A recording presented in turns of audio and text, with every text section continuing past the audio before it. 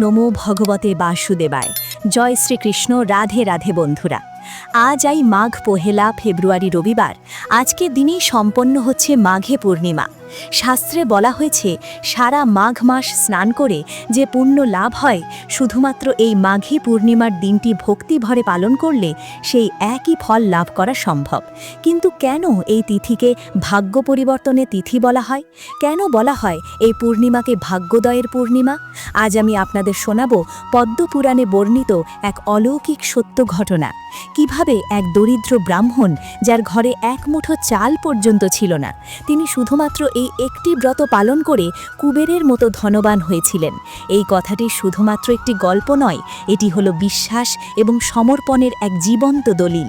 তাই আজ মাঘী পূর্ণিমার এই পূর্ণ লগ্নে একবার হলেও শ্রবণ করুন মাঘী পূর্ণিমার এই ব্রতকথা, কারণ এই ব্রতকথা শ্রবণ করাও মহাপুণ্যের কাজ। আজকের দিনে যতবার আপনি এটি শ্রবণ করবেন, ততই পরম শান্তি লাভ করবেন। এইবার দর্শক বন্ধুরা, শুরু করছি মাঘী পূর্ণিমার ব্রতকথা। হে কৃষ্ণ করুণা সিন্ধু, দীনবন্ধু জগৎপতে, গোপেশ গোপিকা কান্ত, রাধা কান্ত নমস্তুতে। জয় শ্রীকৃষ্ণ। রাধে রাধে। বহুদিন আগের কথা। কান্তিপুরী নগরে বাস করতেন এক ব্রাহ্মণ, যার নাম সোমদত্ত। তিনি ছিলেন অত্যন্ত ধার্মিক এবং সদাচারী, কিন্তু ভাগ্যের কি নির্মম পরিহাস, চরম দারিদ্র্য ছিল তার নিত্যসঙ্গী। পরিবারের মুখে অন্ন তুলে দেওয়ার সামর্থ্যটুকুও তার ছিল না।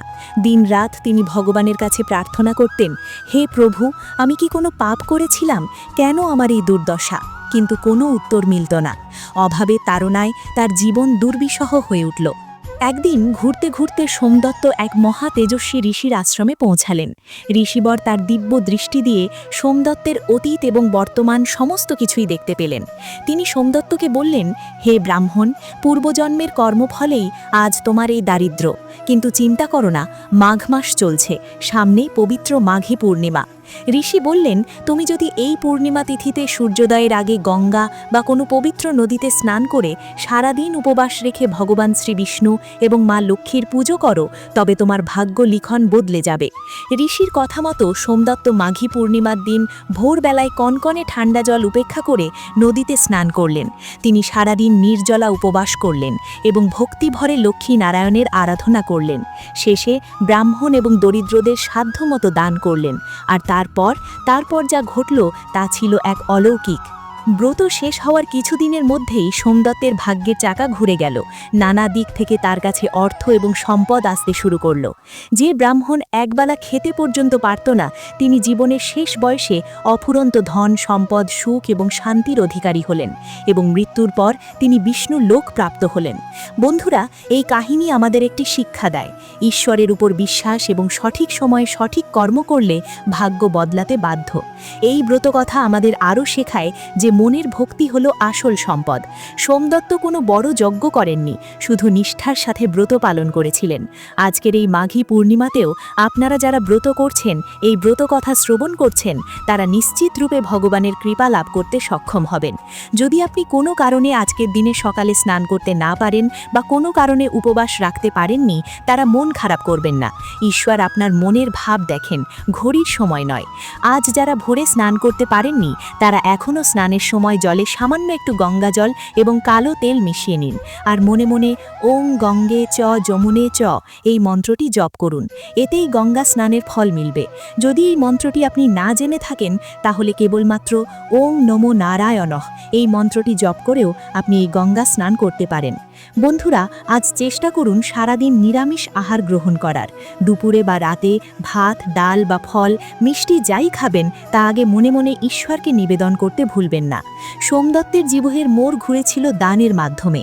আজ সন্ধ্যার মধ্যে কোনো একজন অভাবী মানুষকে কিছু অন্ন, বস্ত্র বা সামান্য টাকা আপনার সাধ্য ও সামর্থ্য অনুযায়ী পারলে দান করুন, কারণ শাস্ত্রে বলা হয়েছে দানাং পারাং ধর্মাং, অর্থাৎ দানই হলো আমাদের পরম ধর্ম। আর পবিত্র তিথিতে এই দান সহস্র অশ্বমেধ যজ্ঞের সমতুল্য। বন্ধুরা, সবশেষে গুরুত্বপূর্ণ হলো আজকের সন্ধ্যা। মাঘী পূর্ণিমার সন্ধ্যাবেলা অত্যন্ত শক্তিশালী। সূর্যাস্তের পর বাড়ির প্রধান দরজায় এবং তুলসী তলায় একটি ঘিয়ের প্রদীপ পারলে অবশ্যই জ্বালান। এরপর শান্ত হয়ে বসে মা লক্ষ্মীর সামনে 11টি কড়ি বা একটি 1 টাকার কয়েন রেখে মা লক্ষ্মীর এই বীজ মন্ত্রটি 108 বার জপ করুন। মা লক্ষ্মীর এই বীজ মন্ত্রটি হল ওং শ্রীং মহালক্ষ্মী নমঃ। আবারও বলছি, ওং শ্রীং মহালক্ষ্মী নমঃ। যে কড়ি বা কেশর আপনি মা লক্ষ্মীকে নিবেদন করছেন তাতে হলুদ বা কেশর মাখাতে ভুলবেন না। এই কড়ি বা কেশর মা লক্ষ্মীর কাছে নিবেদনের পর তা সারা রাত্রি রেখে দিন।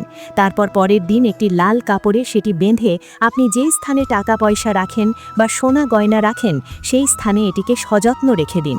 বন্ধুরা, আমি পূর্বের ভিডিওতে উল্লেখ করেছিলাম এটা মানি ম্যাগনেটের মতো কাজ করে, অর্থাৎ অর্থকে চুম্বকের মতো আকর্ষণ করে।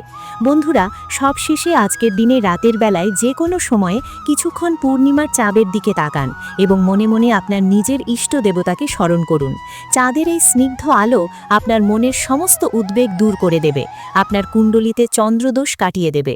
মনে রাখবেন, তিথি আজ সারা রাত চলছে, তাই তাড়াহুড়ো নয়, শান্ত মনে ভক্তি ভরে আজকের দিনটি পালন করুন। সোমদত্ত ব্রাহ্মণের মতো আপনাদের সকলের ভাণ্ডারও যেন পূর্ণ হয়ে ওঠে। মা লক্ষ্মী ও নারায়ণের কাছে এই প্রার্থনাই করি। ভিডিওটি ভালো লাগলে আপনজনদের সাথে শেয়ার করুন, যাতে তারাও দিনের শেষে কিছু পুণ্য অর্জন করতে পারে। আর হ্যাঁ, চ্যানেলটি সাবস্ক্রাইব করতে ভুলবেন না যেন। দেখা হচ্ছে পরের ভিডিওতে। ততক্ষণ ভালো থাকুন, সুস্থ থাকুন। নমস্কার, ধন্যবাদ। ঈশ্বর আপনার মঙ্গল করুক। জয় শ্রীকৃষ্ণ। রাধে রাধে।